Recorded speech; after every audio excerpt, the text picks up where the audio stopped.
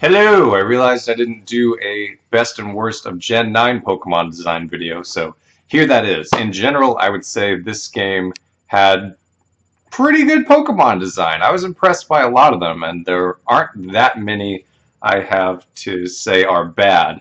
I think we're past that point where they seemed like they ran out of ideas or just making like ice cream cone or whatever. Ice cream cone gets a bad rep, but you know what I mean.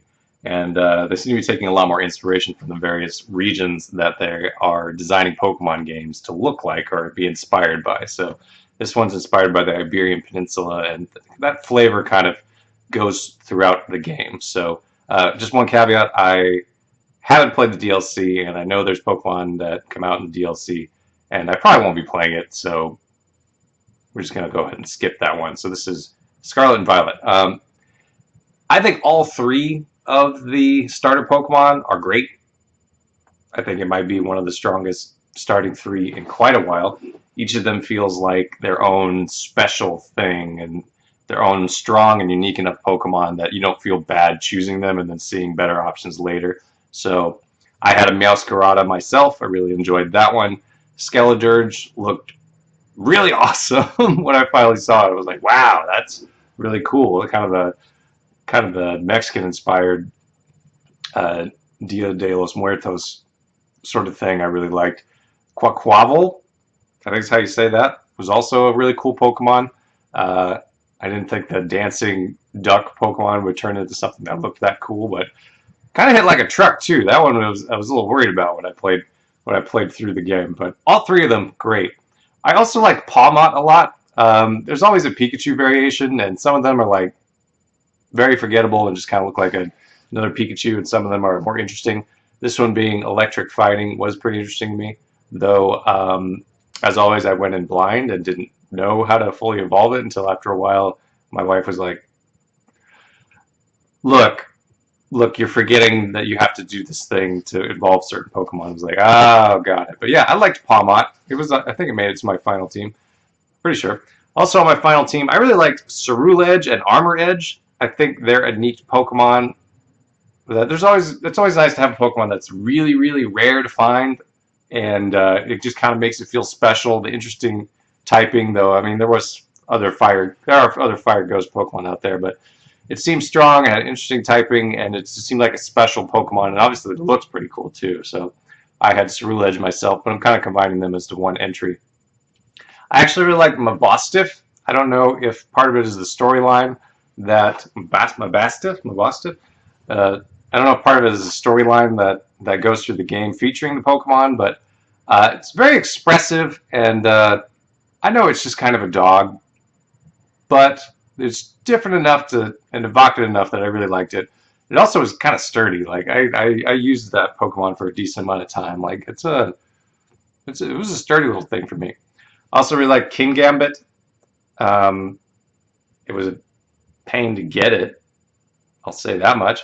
But very cool looking Pokemon, and sometimes that's really all you need. I never really used a B Sharp before, but for some reason I really like King Gambit, so that was cool to me.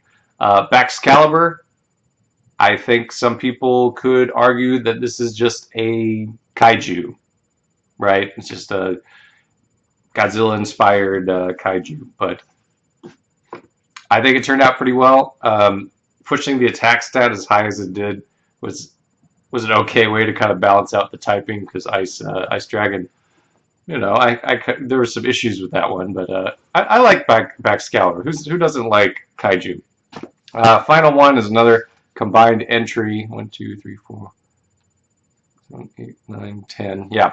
So Dodonzo and Tatsugiri. It's cool when Pokemon takes animal design or inspiration from various animals and turns them into something that's not just like the animal. So, for example, I think this was inspired by various fish and other parasites that become the tongue of a different fish, which is gross, but it is pretty cool. Dodonzo just being as big as it is in a game like this, where you can see all the Pokemon in the overworld, is also pretty cool because you get to that part of the game and you're like, "Oh God, what is that? Holy cow!"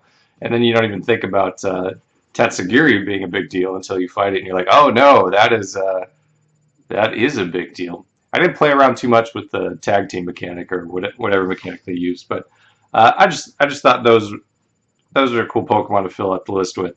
So those are my best of. Worst design in this one, honestly, most of them are good, but I do not like legendary Pokemon, right? I do like regional variants, and it seemed like this game introduced things that um, just kind of replaced that concept entirely. Like Toad School, for example, the Tentacruel, not Tentacruel Pokemon. That just could have been a regional variant in my mind. Like it just seems kind of lazy to me to fill up a Pokemon slot with like it's a Tentacruel, but it's ground, but it's not a regional variant that we already had. So like I think I'm probably splitting hairs here, and some people would disagree with me, but it seems a little lazy. It's close enough to regional variants that sure, but it just feels like it's filling up a Pokedex entry. That's not the only one. There was the Wiglet as well, but just kind of that idea in general didn't like. All the Paradox Pokemon. Don't like them. Don't need it. Don't need them. Don't have time for them. Um, it combines a lot of the things I don't like in Pokemon. Legendaries, they feel like legendaries. I don't know if they are legendaries, but man, they feel like legendaries. Um,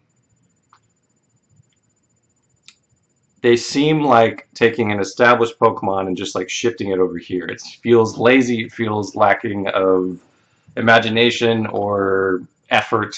And I know they're all different. They got different types, different attacks, different whatever. But it still feels like you're starting off from a basic idea, just pushing it that way. I know there's a storyline with the paradox stuff and all that, but I didn't like any of them. I had no time for any of them. Yeah, your legendary feels your legendary is a paradox Pokemon, but not a fan. When I was looking through the Pokedex to figure out like which ones I liked and didn't like, I just saw the massive amount of paradox Pokemon and realized I didn't have nah, nah, man, I'm good. Don't want any of them. I make interesting boss Pokemon, I guess, but no. Uh, Lechonk, it's a pig, and we've had so many just like normal, basic Pokemon. The here's your first Pokemon kind of thing. Like it just doesn't. It's just not. It's not interesting to me at this point in time. Yeah, you always have an early bird. You always have an early normal Pokemon. You always have an early bug Pokemon. But with this game, where it's an open world and you can like pick and choose your Pokemon and where you go, and you're not like going down that first introductory path with your first introductory Pokemon. It just feels like Pokemon you can skip. Like I caught one to catch one and evolve it and see what it looks like, but I knew I wasn't going to use it for very long at all. Last one on the topic of when Pokemon takes inspiration from a real life animal, and it's cool when they do something with it. It's not cool when they just take it and go, here you go, here's a flamingo. I don't know why they do this with birds more often than not, but um, the Toucanon in the Hawaiian-based game, Sun Moon, I believe. The Flamigo here, like